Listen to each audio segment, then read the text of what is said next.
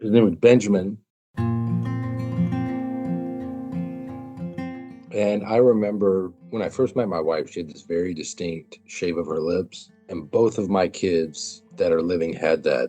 And when I saw Benjamin for the first time, he had that same exact shape. Welcome to Still a Part of Us, a place where moms and dads share the story of their child who was stillborn or who died in infancy. I'm Winter. And I'm Lee. We are grateful you joined us today. Please note that this is a story of loss and has triggers. Thanks to our lost parents who are willing to be vulnerable and share their children with us. If you're listening to this podcast, just know that on our YouTube channel there are pictures and videos that are related to the stories that are being shared. Subscribe and share it with a friend that might need it and tell them to subscribe. Why? Because people need to know that even though our babies are no longer with us, they're still a part of us. Welcome to Still a Part of Us.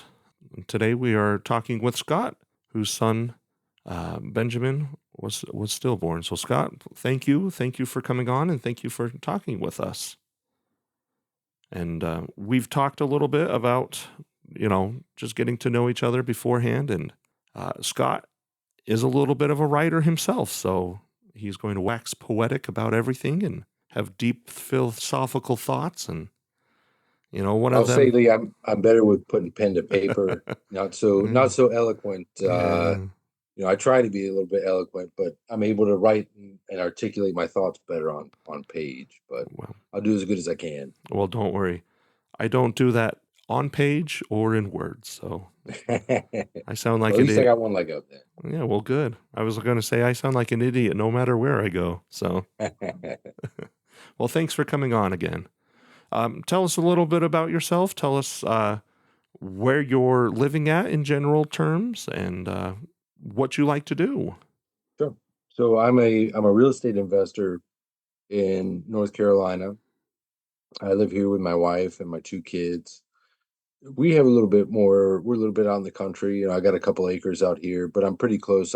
As I said, I'm a real estate investor, so I've got some flips and things like that going on, so I'm able to keep an eye on it. We had an Airbnb in Florida that we sold a little while back, and then we still have one in Colorado. So we enjoy going out to Colorado. We got back about a month ago from a little trip out there. Got to go to New Mexico, which was really nice. So we enjoy some traveling. Probably going to take a trip later this year. And, I just like spending time with my wife and kids. I like to go to the gym, lift weights. Not a big cardio guy, but I enjoy lifting weights, try to maintain my strength. Yeah. As you said, I do enjoy writing. I do it periodically in big spurts where it kind of consumes my life for a little while. Started on a passion project earlier this year. Wrote probably 40,000 words in about a 3-month span. Oh, man. Got a little burnt out. Got my second win. Did it again, and then kind of fizzled out. So I'm planning on taking a little bit of a hiatus from social media and diving back into it full time. Not full time, but devoting a big chunk of my time to it. So, well, may I ask, are you published, or is? No, I haven't done anything. I've never really submitted it to be published or anything like that. I'm planning to later this year. Just kind of, it's a very delicate thing. Oh, yeah. It's you're putting a piece of your soul out there, Yeah. For everybody to see. So everybody's afraid of rejection, but I'm going to edit it, make sure that it's the best that it could absolutely be, and then I'm going to put it out there. Well, good luck with that. That's awesome. Yeah, and good luck with sending your soul out to heartless people who will. So, well, good. You're back east. You have a nice little family. Tell us about how you met your wife. So we met at our church. We were going to church at the time in Wilmington, North Carolina, and we met there. And she was in my Sunday school class. I was looking for a wife at the time, and she was just kind of looking to be left alone. Yeah. And, I kept noticing her over there. I knew she was a Ukrainian immigrant. And so I started thinking and praying. I was like, Lord, I really, I kept feeling like there was something about her. And so I got this idea to write her a note. And so I spent probably an hour researching what language to write it in. I had no idea. I had heard about Ukraine. You hear about it in the news with Russia and things like that, but you don't you don't think about that Yeah. until you have a person there from that country in front. At least I didn't. Yeah. But I started researching it. I found that most people there know Russian, are able to speak and communicate in Russian. So I wrote a note for her in Russian. It was 2 sentences. Took me 30 minutes. And so I gave her this note as I was getting ready to go back up to West Virginia before I moved down to North Carolina full time. And she started texting me the next day, and we've been together ever since. Oh, wonderful. I know Russian. I speak Russian, so Do you really? it's I I went and did a humanitarian mission in Russia 2 decades ago. So yeah, it's a the Cyrillic alphabet is a hard alphabet too. It's tough. Yeah, it's tough. So, but I love the Ukrainian people. So tell Veronika. Yeah, I don't speak Ukrainian, but здравствуйте, I think is hello in Ukrainian. So здравствуйте, Здравствуйте. здравствуйте. So That's Russian. Yeah, Russian. yeah, здравствуйте is Russian, but yeah. Well, sweet. So, uh, 2 sentences has changed your life. You and Veronica, how long did you guys date? Are you guys married or are you just together or? Yeah, so we were together in January of 2014, and we ended up getting married in November of that same year. Oh, So very we got nice. married less than a year after I gave her the note. Yeah. Well, powerful words. I can't wait to read your books, I guess. Yeah. Well, wonderful. And then you moved down from West Virginia to North Carolina. Been there ever since? No, so I was in North Carolina for a little while, Mm-hmm. and I got a job selling copiers. Did that for a couple of years. It helped bring out, I guess, my inner salesman. I had a lot of success with that. I was able to feed my family for a number of years. Mm-hmm. And then I felt like God wanted me to be in real estate. And so I got my real estate license on a whim, jumped in, did the realtor thing for a couple years. Absolutely hated it. I hated showing houses to Oh yeah. people. I hated just, when I was starting out, there's a lot of rural places in North Carolina. There's 50, 60, $70,000 houses. And that was a lot of the clients that I was getting. I Yeah. was on a team, and so the leads would kind of filter down.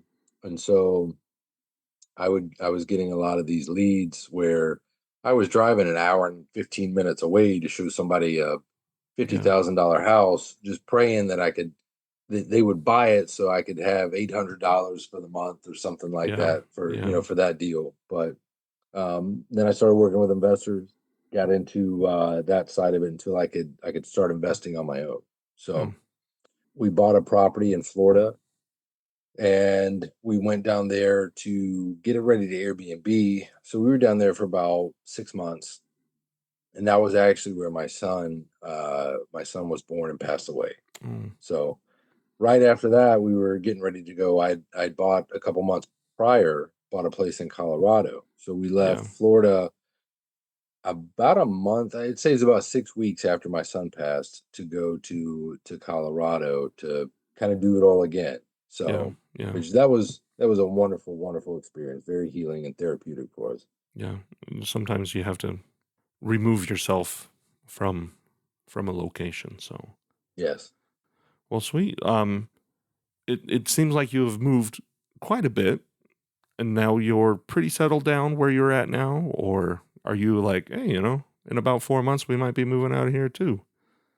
We'll be here for at least 18 months. We've been here 6 so far. Veronica, she wants to be back in Colorado. Oh yeah, We miss the hiking. We would go hiking yeah, every week, sometimes twice a week. Just a view of the mountains. yeah, Um, just being out there in general was just such a freeing experience. And yeah, so she wants to be back out there. My plan is to just get some flips and stuff done here and then try to get back out there. We still got our place out there, but she doesn't want to live in that house. So yeah, I got to maneuver some things around. But we're here for the time being. Yeah. After what we went through, and then a year of living in projects while we were getting them ready, it's nice to have somewhere where we can settle down and Yeah. just really kind of figure out who we are again and get a sense of a return to normalcy. Yeah. Yeah. Can I suggest making the trip over the mountains? Come to Salt Lake. That's where we're at. Yeah, I hear it's beautiful. I've always wanted to see it. I think is it Provo? Uh, Pro- Provo? yeah, there's Provo, one of the bigger cities here. Yeah, so Okay. yeah, I have it's one right up. my old business partner. He's from Salt Lake, born and raised. Oh So yeah, he said it's beautiful over there. I've always wanted to go. We yeah. probably head over that way sometime soon. Well, it's better than Colorado in every single way except for one. So, What's that? well, uh, Colorado has passed some legalization of some stuff. So, yeah, Okay, I so got you. we got better snow. We've got better mountains. We don't have all of the major sports teams, but we've got better sports teams. Okay. But I yeah, think the Nuggets just recently won a championship, though, didn't they? yeah. Well, they, And I think the hockey team yeah, did too. um, yeah. But Utah's getting a hockey team next season, so yeah, Okay. we got the Jazz, we got the hockey. We might be getting a Major League Baseball, and we've got Real Salt Lake, the soccer team. So bada bing, bada boom. There you We're go. we're gonna Yeah. we're gonna compete. We're gonna compete. So yeah, I don't know, but yeah, I sure do love Utah. So yeah. I hear good things. We were when we went to Colorado last month, we took a little trip down into New Mexico. Oh yeah, there's some Have you ever beautiful. been down there? Yeah, yeah. That was a really cool experience. I'm trying to get more states in, the kids to see more states. So we stopped in a little place called Taos. Julia Roberts has a ranch there, like a Oh 40-acre ranch. Just a beautiful little town. yeah, Just really yeah, cool to see another state. So yeah. It's Santa Fe is gorgeous. Up in the high, is it called the High Peninsula or something like that? I don't know, but yeah, New Mexico's got some magical places about it. So yeah. well, sweet. Let's now talk about your son Benjamin. When how did you guys find out that you were pregnant? Were you wanting to get pregnant again? Yes. So this was we were trying to have a son, or trying to have a baby. I'm trying to have a child. You know, I wanted another son, and I don't remember exactly how my wife told me with Benjamin. I remember my other how she told me with my other two kids. With my son Daniel, I was driving Uber at the time because I was in my very first year of real estate, Yeah. really, really struggling. And I came home late on New Year's Eve, and that was when she gave me the test. But for some reason, I cannot remember how she told me. I don't know if I blocked it out of my mind or Hmm. what, but I don't remember exactly how she told me she was Yeah. pregnant with it. Well, that's okay.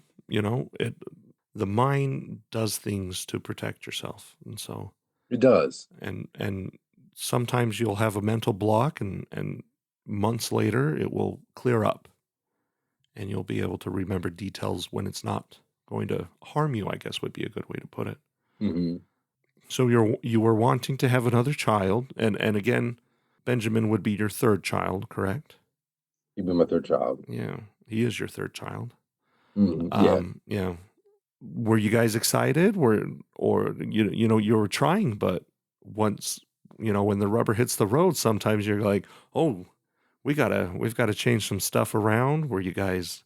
It Uh, was, that was definitely, there was some shifting around going around in my mind. yeah.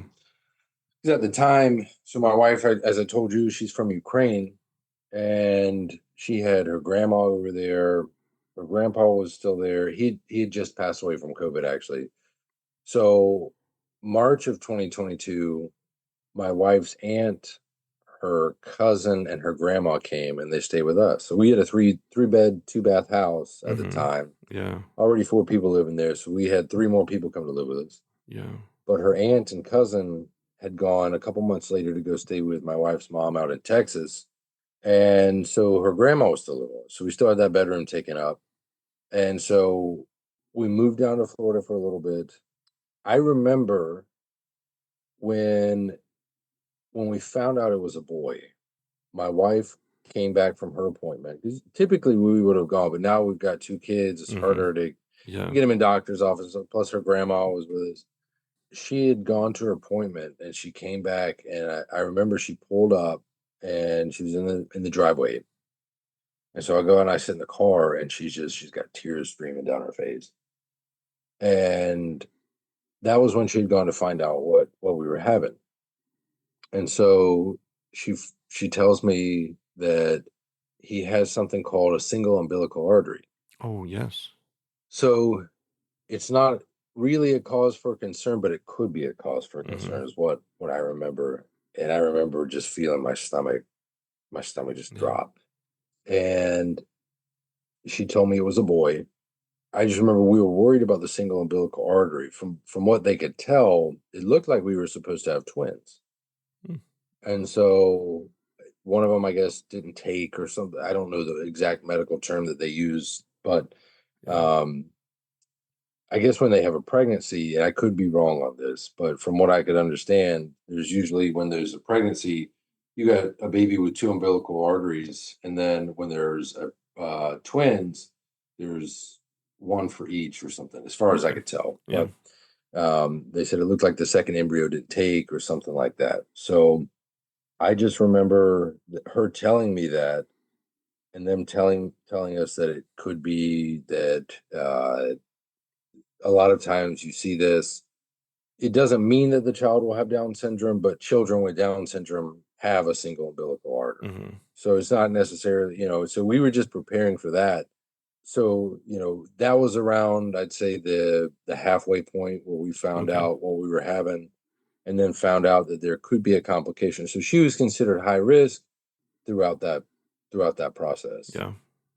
Okay. Our son had a single umbilical artery as well. So when you're talking about that and just the pit in your stomach of knowing they're not going to be getting as much nutrients and stuff like that, and, Hmm. I can fully empathize with you because it really is sort of scary knowing I was too much of an idiot to understand everything that could have happened. I was just like, oh yeah, he's doing okay, but so did you guys get testing, genetic testing to rule out any genetic issues, or did you just go No, we forward with faith? didn't. We didn't do anything like that. We were gonna keep our son either Hmm. way. Yeah, yeah, But it was just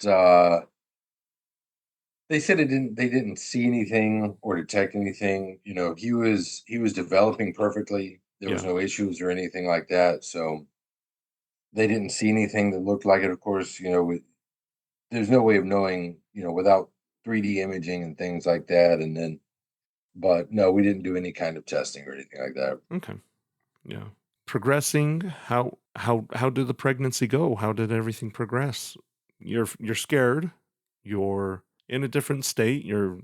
I guess you've been in Florida before, but everything progressing well for you guys? Um, so she had a pretty traumatic pregnancy. It Oh, was it was not like this with our other two kids. yeah. She was nauseous the entire time, every Oh, single day. She was just constantly looking for something to kind of take away that nauseous feeling that she had. yeah. She started to have the veins pop out on her legs. She'd never had that before. Mhm. Um, it was just really, it was a really tough pregnancy for her. Yeah. Oh, I'm sorry, you know. As a man, I have no clue how that is. I have no no I Yeah. yeah, so I'm I'm sorry for her. I'm sorry for you guys, but anything that she did to alleviate that? Did you guys find any solutions No, or it just was just it was just suffer? that the entire time, just nauseous, Yeah. and it was just tough on her. Yeah. Yeah. Well, uh, that sucks. Sorry. Let's talk about he was 40 weeks, correct? When you Yep. guys start coming down towards the end and your guys are planning, when you're planning on giving birth, what was the thought process with that? So it was April. Excuse me. My family, my mom and dad came to stay with us Mhm. because we wanted to have somebody help take care of the kids, Yeah. while we were at the hospital. I wanted to be there with her. And my mom came down, and my mom and dad came down, and she and I don't have a great relationship as it Mhm. is. My wife and her don't have a fantastic relationship either, and it was very tense Yeah. leading up to it. They came a little bit early. They wanted to see my kids. Yeah. Um, but it was tense that whole month they were there. And at the same time, she was down there. Her plan was she was going to stay here till a couple days after our son was born, and then they were going to go to my sister up in Indiana, where she was living at the time, Yeah. because she was getting ready to have her first child, Oh, okay. like a week after ours. So they came down, and then May 1st, we went in for the final checkup Uh-huh. because they were going to induce my wife on May the 3rd, because that was like at like almost 41 weeks or something like that. Mhm. So we go in May 1st, heartbeat's good, everything's fine. He's in a great percentile for his height and weight. Mhm. And I remember the next day, I'm nervous. You're about to bring another life into the Yeah. world. It's going to be a change in your family dynamic. Yeah. Yeah. My son, who had been the baby up to that point, now he's going to be the middle child. It's going to affect your sleep schedule. It's going to affect all these things. And I remember feeling nervous. It's an excited Oh, nervous. yes. Yes. And I remember we were going to bed because they were doing it in a very bizarre way. We were going to have to come in at like midnight. So they wanted us to come in at midnight to be induced. And so we went to bed at like 9 o'clock just to try to get a couple hours of sleep. Mhm. And she told the nursing staff told my wife to call to see, to make sure before we head in. So she Yeah. calls. I didn't get any sleep. I Oh, didn't yeah. doze off until probably 11:15, 11:30. So I got like 30 minutes and I wake up, I'm groggy. She calls. They said they're not ready for us yet. They'll call us. So we go back to sleep. And it's like 2:15 in the morning, Yeah. and they tell us to come in. And so we get to the hospital, and I remember that morning. I remember very clearly the sprinklers were going off. Everything in Florida, I don't know if you've ever been, but everything in Florida is just meticulously maintained. You'd be amazed what grows there because it's hot and Yeah. humid year round. But I remember the sprinklers going off. I remember being in a fog. I'm exhausted. And I remember driving to the hospital. We get there. I got my wife's bags. We check in. I remember the smell of the hospital. I remember it was dull in there because the other people are sleeping in their rooms. And we check in. And I remember sitting there waiting, and the nurse comes in, and she goes to, she puts the jelly stuff on my wife's stomach. Yeah. She takes her little thing and she starts, looking for the heartbeat. And she's like, "Is there a specific side where the nurse usually looks for the heartbeat?"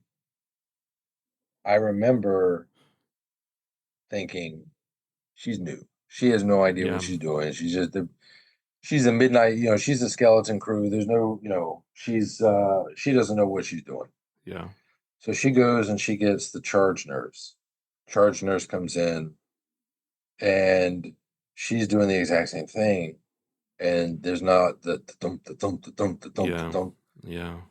And And at that point, you start to feel a little bit of a tingle on the back of your neck. And because I've always been an optimistic person. And I'm thinking there's some explanation for this. There's something that they just haven't figured out yet. Yeah. And then the doctor comes in, and the doctor starts doing her thing, the exact same thing. And then they bring in the, I think it was the X-ray tech, something. They come in, and she looks, and there is no movement at all Oh, on the screen. And I remember I'm thinking to myself, there's something wrong. There has to be something there wrong. has to be. Yeah. And I asked her, I said, is there a heartbeat? I'm holding back tears, I'm choking back tears. And she says, I'm sorry, I can't tell you anything. And then the doctor comes in and tells us that I'm sorry, there's no heartbeat. Yeah. I know it probably went further than the question that you were asking, but that was just kind of the culmination of everything. Yeah. Yeah. It's that is very similar to exactly what happened with us. And just that the news that there's no heartbeat and there's nothing that can be done is just so devastating. It's so unearthly to hear what, you guys were right there on the doorstep of giving birth. It's so sad. I'm so sorry. I'm so sorry. How Thank did you. you handle that news? What happened? Before all of that happened, how I handled it was not very well, in the sense that I was at the time I was so out of touch with my emotions, Yeah. very emotionally unintelligent. Just we did not have a healthy relationship with emotion when I was growing up. They were something that was buried down, and a lot of times we'd eat our emotions, eat our feelings. Yeah. And I just remember I was crying. Um Which is I very was in understandable. disbelief. Yeah. Yeah. I was feeling, so many different emotions, that I was feeling sorry for my wife, who was still having to have this baby inside of her.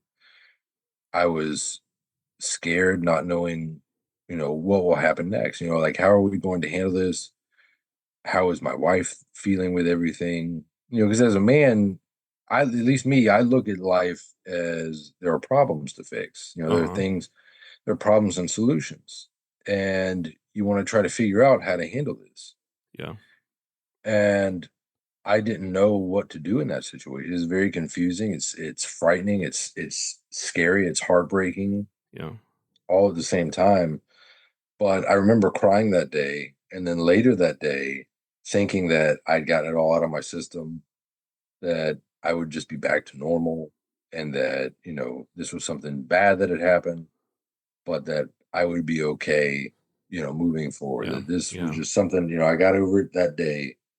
Um, I think it was a state of denial, like this, so to answer your question, not very well. Well, I didn't handle it well either, so we're not at fault for mourning a loss. So, what were the next steps that you were told to perform? So You were there to get induced. You guys were there to give birth. So, what was the next steps? so I texted my mom, and I was just thinking ahead. I said, "Hey, can you put all the baby stuff in the garage?" I said there was no heartbeat. Yeah. And I remember the doctors coming in, and they, of course, they're apologetic for the most part. There were some that came in. He was in the wrong room, came in giggling and laughing, Yeah. Oh. and like I wanted to just go out and follow him out into the hallway, but they came in and they gave us it was a folder with information on next steps. Mhm. Mhm. The worst part of that day for me was having to go and call like 5 or 6 different funeral homes Oh. on Yeah. what to do. And they were trying to push you to get it done, that day. At least that was how they made it seem, was that it had to be done that day. Um, so I was in the hallway trying to hold it together. My wife was very needy. She didn't want me to be gone for more than a few minutes. Yeah. And, Yeah. so I had to go in the hallway and just kind of not comparative shop for funeral homes. That's not the right word, but just find one, you know. Yeah, that suited you. I had the money to spend on it, but at the same time, I thought of it differently at the time. So we just went with, you know, I know you're probably going to ask about what we did after that, but I went with a cremation. Mm-hmm. And I'll go into my reasons for that later. But Yeah. you know, I let my mom know. I made a post on Facebook, you know, asking people to pray for us. The church that we were attending at the time, you know, my wife had reached out to them. The pastor called me, you know, asked if they could come by and see us the next day. Yeah. So just kind of, you know, trying to process that and having to deal with the aftermath of, you know, what to do with a dead body. Yeah. It's a lot of mental taxation when you're already grieving and mourning and beside yourself. So Mhm. I, as you said, you don't like to use the term shopping around for a good funeral service, but it's sort of what it is. You're calling to see if the services that they provide would fit for you, and Mhm. it sounds like a very transactional thing, but it's really what it is. So Yeah. yeah. So you guys were there in the hospital in the room. They had given you the binder with all the information of things that you needed to do. What was the next medical step to deliver for you and your wife? So what they told us was you can you can go and deliver naturally, but you Uh-huh. don't have the baby's help. Yeah. And so it can take like 3 days.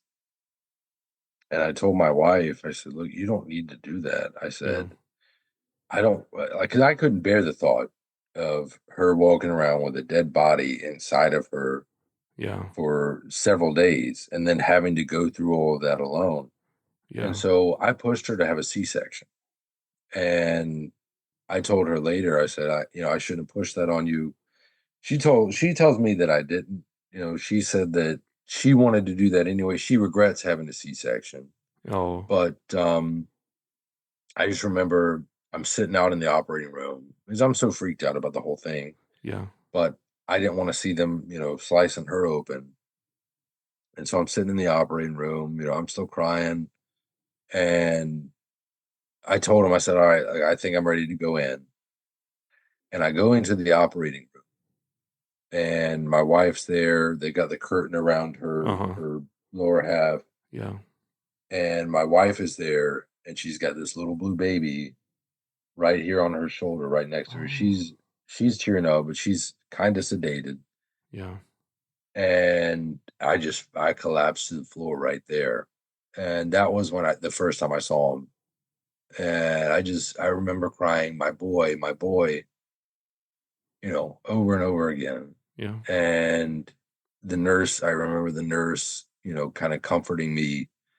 Just it was just that was the hardest moment right there of that entire day. That was like the lowest point because before that, I was thinking, you know, I'm a Christian. I believe that God can do anything. And I remember up to that point thinking there's going to be some kooky Some, explanation, you yeah. know, because when my son Daniel was born, his arm got caught when he was coming out, Yeah. and then he wasn't breathing when they first got him out, and so they had to rush the team in. But as soon as the team comes in, he Yeah. starts Everything's breathing, fine. everything's fine. Yeah. And then, you know, so I'm thinking at that point, you know, there's some kind of explanation. And then I go in and I see the lifeless body, and that was when every last little bit of hope dropped out of Mm. me. I yeah.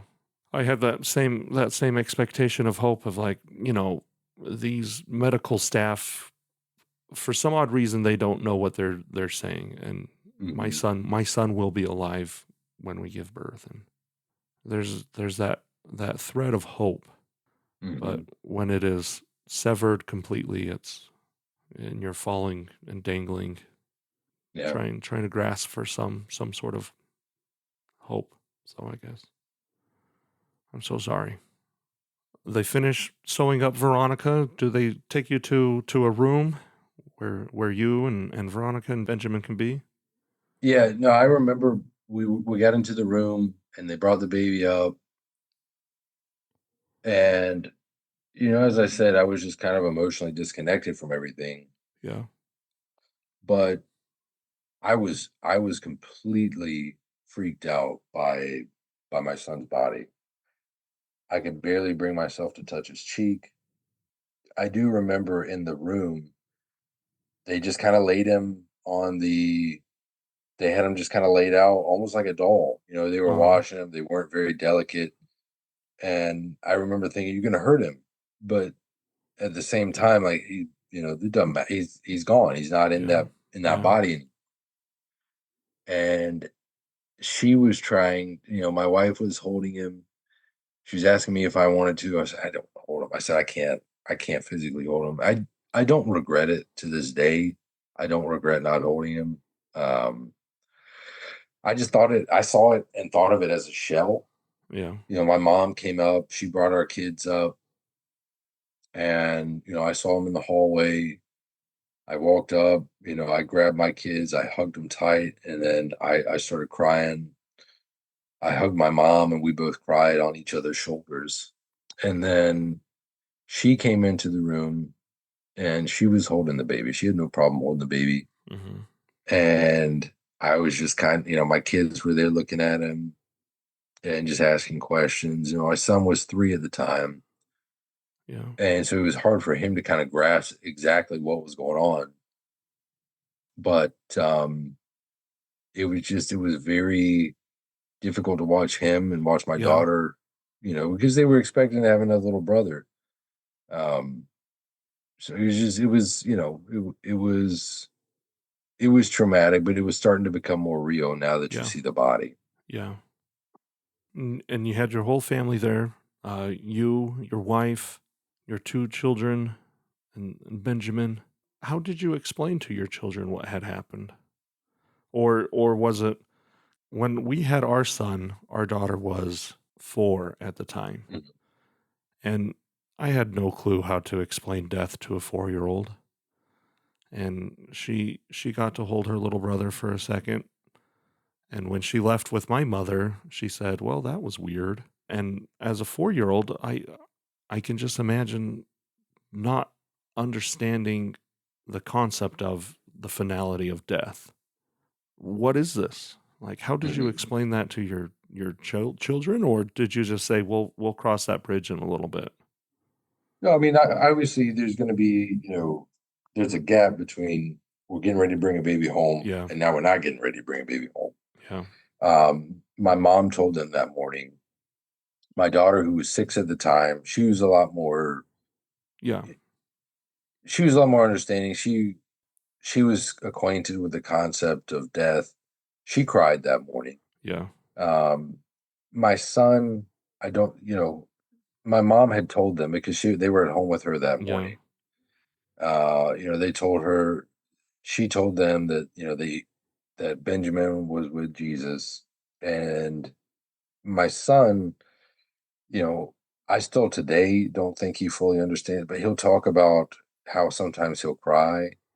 We don't see it. I don't know if he does or not, but he says that sometimes he'll cry when he thinks about his little brother and yeah, and how he was supposed to have a little brother and things like that. So I didn't have to cross that bridge. My mom was, yeah, she was good about it.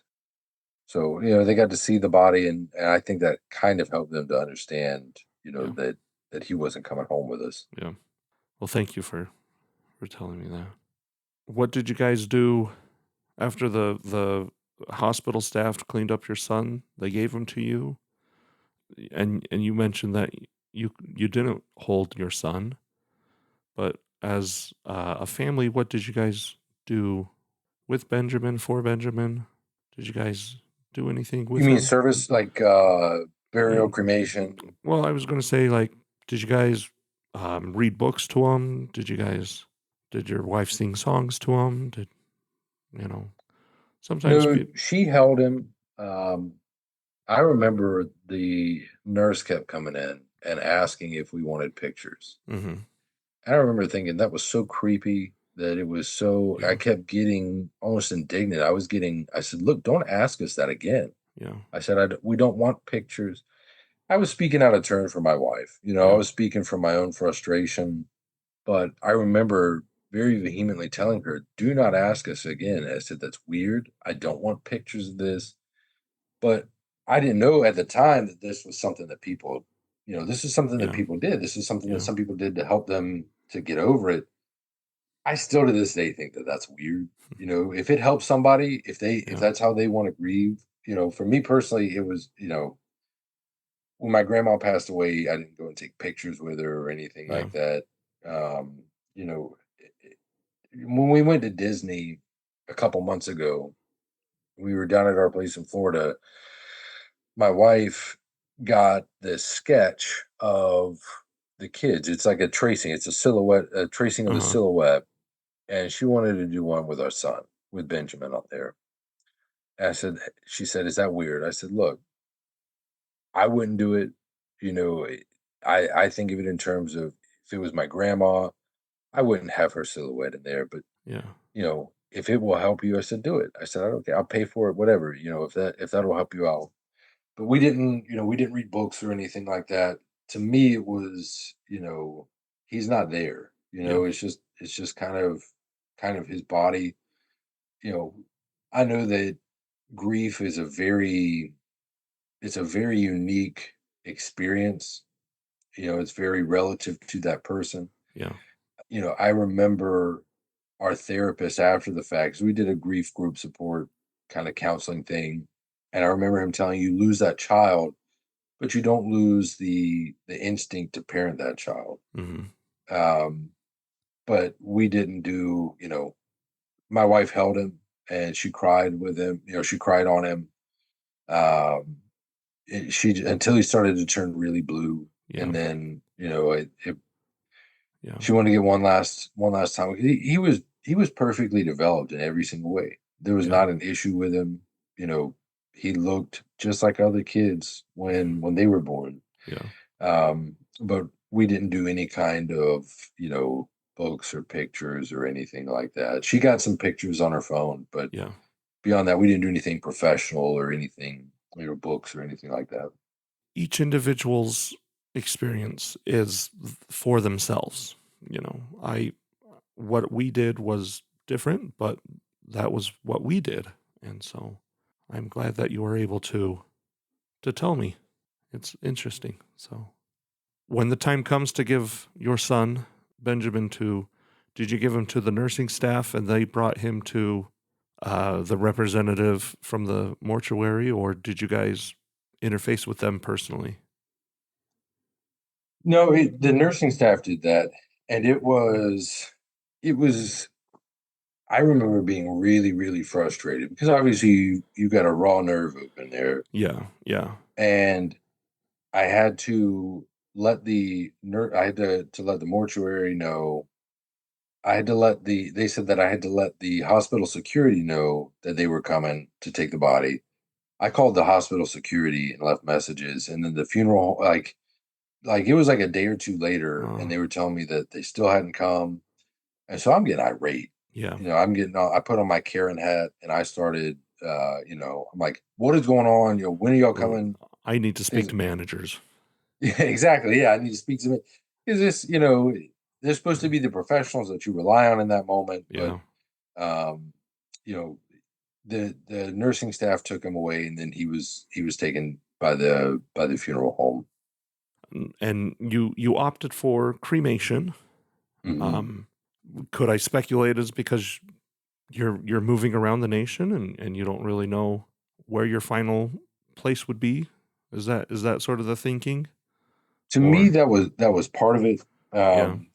And my wife and my daughter weirdly, because she's acquainted with death and grief now Mm-hmm. because of this situation. But Yeah. they both have stated that they would prefer to be buried. Yeah. Um, I felt like it was. And I'm trying to think of how to put this in the best possible way. You could put I it any way didn't. you want. Yeah, I didn't know him. Yeah. My wife was carrying him around. I remember when we would get in the pool, he would kick. When he would hear my daughter's voice, he would move around and get Yeah. excited. But I didn't know it. When a loved one has passed away, we mourn for that person, the life that they lived. Yeah. For me, it was not like that. Um, I didn't know, we weren't going to be in Florida forever. Yeah. Um, I didn't see any reason to have a burial. We wanted to just do a cremation. I didn't want to have a service or anything like that. To me, funeral service, and everybody does what they think is best and right for Yeah. them. But I didn't think I didn't see any reason to have a service. You go and you talk about that person's life. My son never lived. He never took a breath outside of my wife.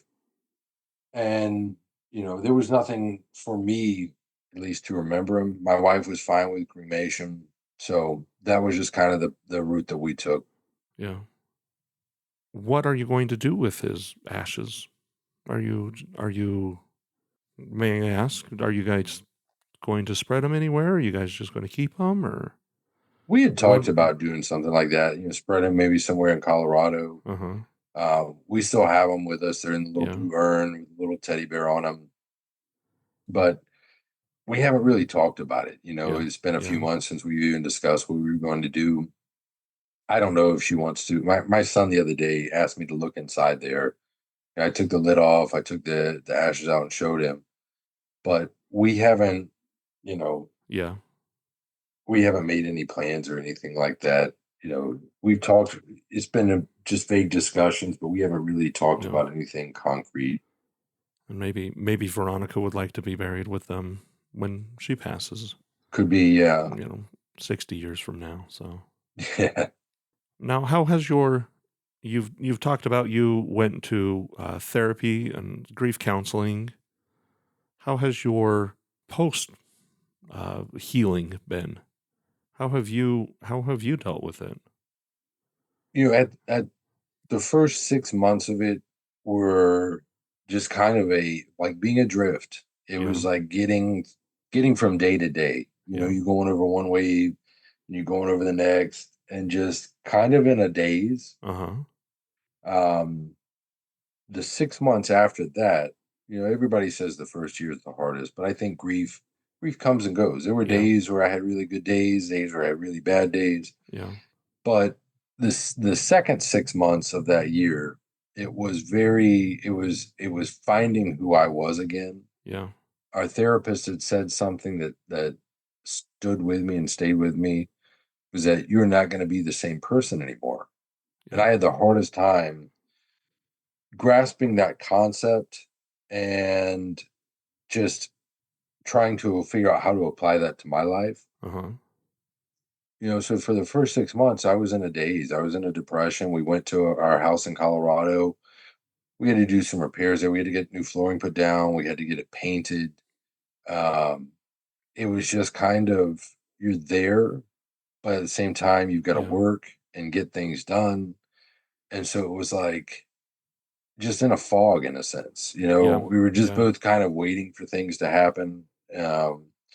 But we started going on hikes out there and just seeing some of the views. Veronica had never seen the mountains out there like that. I had been Yeah. previously when I was going out to look at the house, but we started going on hikes, and that was very therapeutic. Mm-hmm. Going into the grief support groups helped tremendously.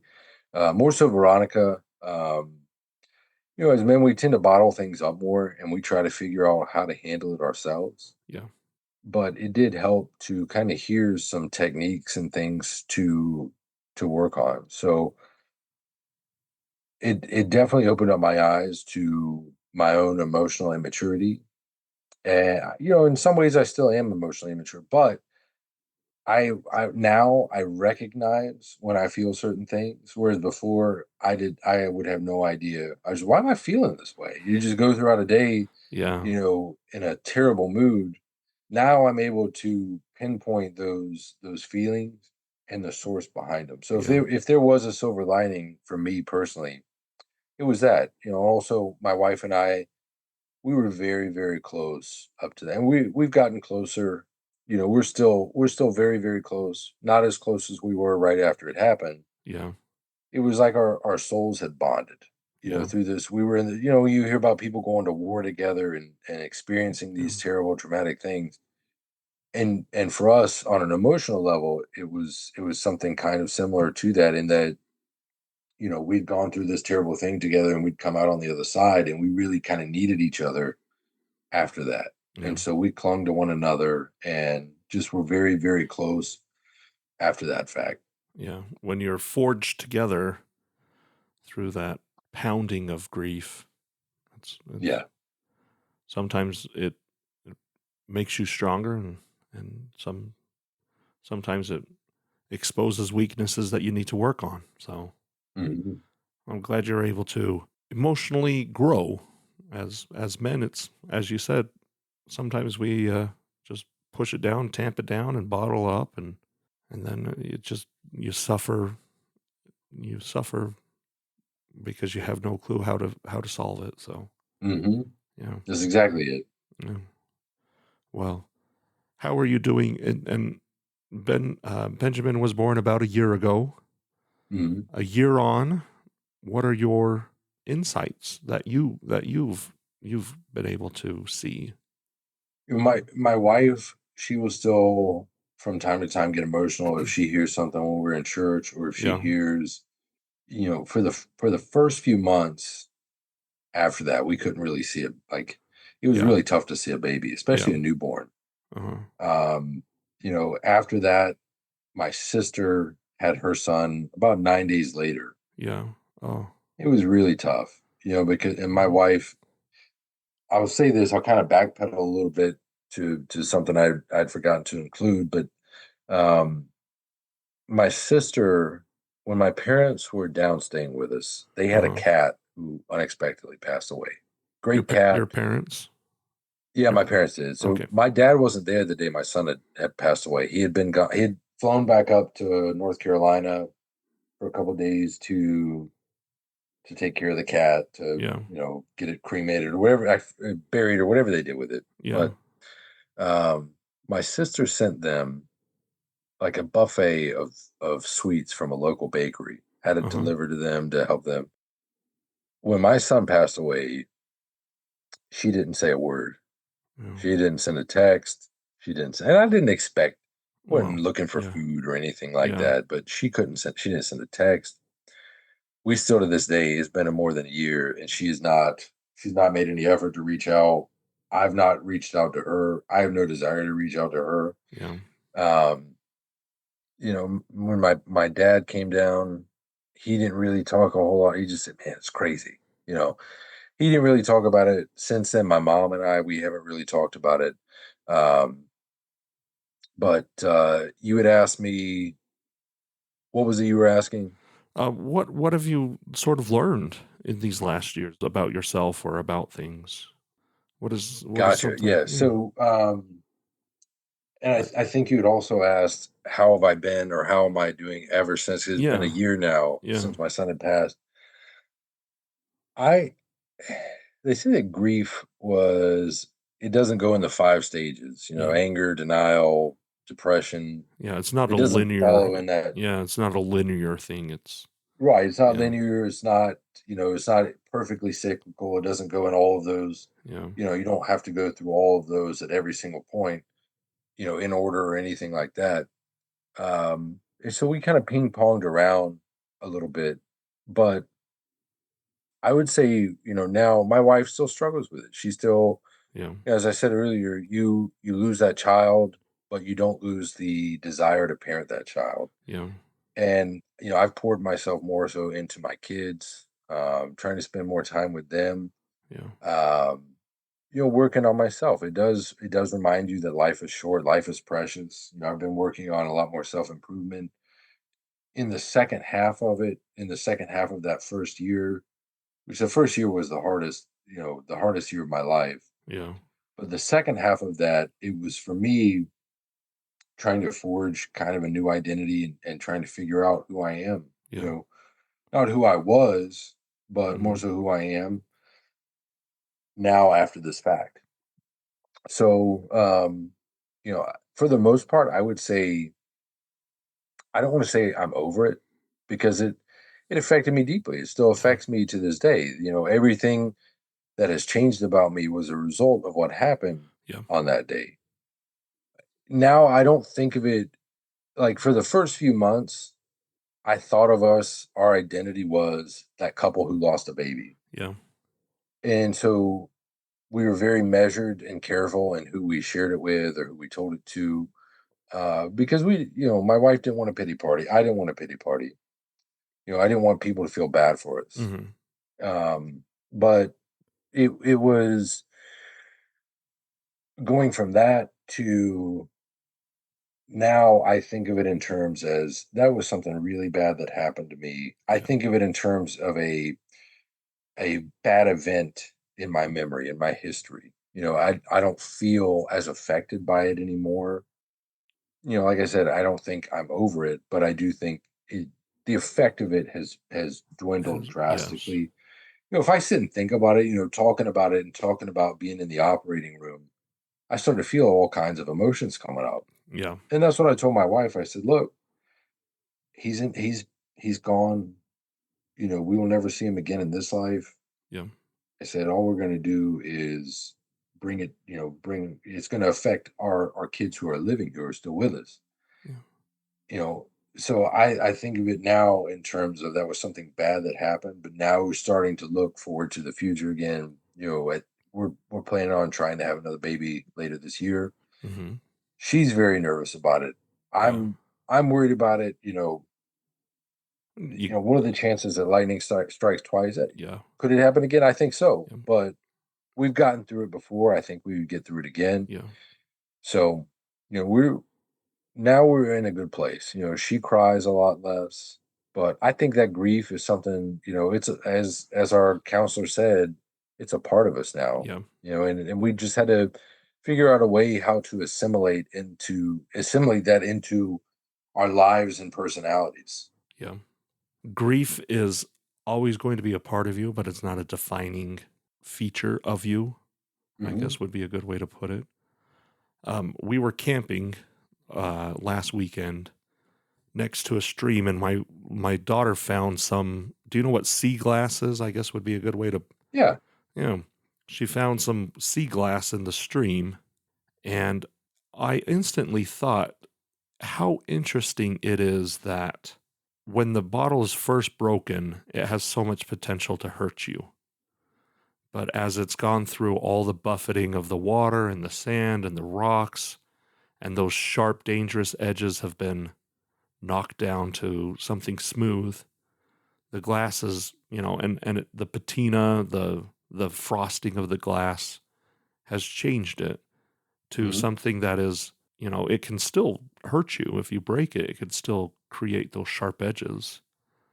But I was thinking about my grief. I was like, at first it was so raw and so dangerous and so, yeah, just like broken glass, it could really cut and cause problems. And then over time, I still have that glass with me, but it has been buffed, soft, and I Hmm. still have it, but it's not that potential. The potential has been Yeah. softened a little bit. Hmm. And that was one thing that really, like, as you were talking about, how do I move forward? Who am I going forward? I had dreams for my son who passed away. I had dreams for our family that involved him, and having to shift what my family and my future dreams and my future, I was excited to, teach my son Brandon how to play soccer or, how to do some woodworking and stuff like that. But I had to shift, I had to change, I had to temper those expectations and Hmm. finding who you are now without those things. Sometimes it's hard, sometimes it's rough on your psyche. So I'm glad that you're Absolutely. I'm glad that you're figuring out who you are now moving forward. because sometimes people get stuck and they never do. So, Yeah. I yeah, like to be a very productive person. mm, And there were times, like especially in the first 6 months, where I tried to figure out, am I being lazy or am I feeling depressed? So I didn't want to do anything yeah, after my son had passed away. yeah, So yeah. And sometimes that's what you need to do. Sometimes you just have to do nothing. You yeah, know, the grief is taking a toll on your body, and it just can't do anything. So, exactly. wonderful. Scott, is there anything at the close of this episode? Is there anything that you would like to say about your son Benjamin? How he has affected and has made you a better man, or anything? I like to think that we get told very often that our kids are great kids, they're very well behaved. I like to think that he would have been a good boy Yeah, and grown into a good man. Not under my tutelage, or not just because of my tutelage or anything like that, but I think that he would have been a good boy. I think he yeah, would have been a great man. I wish he was here. yeah, We'll always think about the moments of how old he would be. yeah, My wife met somebody at the park the other day. She made a friend there that had a baby who was born right or like within the same week. yeah, And so it was really tough for her to see. So we'll always think of those benchmarks. But I am grateful, for I guess the awakening of my emotional recognizing emotions and yeah, within myself and how to manage them. But on the other side of it, I've come out more determined and with clearer vision. I will say this: my brain is all over. We talked earlier about high fantasy kind of things. My mind can go to some crazy far out places, especially within my business and things like that. I'm a lot more hyper focused now, yeah, which I never was before, able to weed out the distractions. So I'm grateful for those things as well. yeah, It changed who I am. I am a better person because of it. I'm a stronger person because of it. Um, you know, that's the silver lining to yeah, this whole situation. yeah. Well, I'm glad that there is, what is life? We are here to progress, to become Hmm. better, to become more than what we were. So Hmm. the tragedy of losing a child sometimes helps us to grow to be better. And I'm glad that it is helping you. So, Yeah. well, thank you, Scott. Thank you, Lee.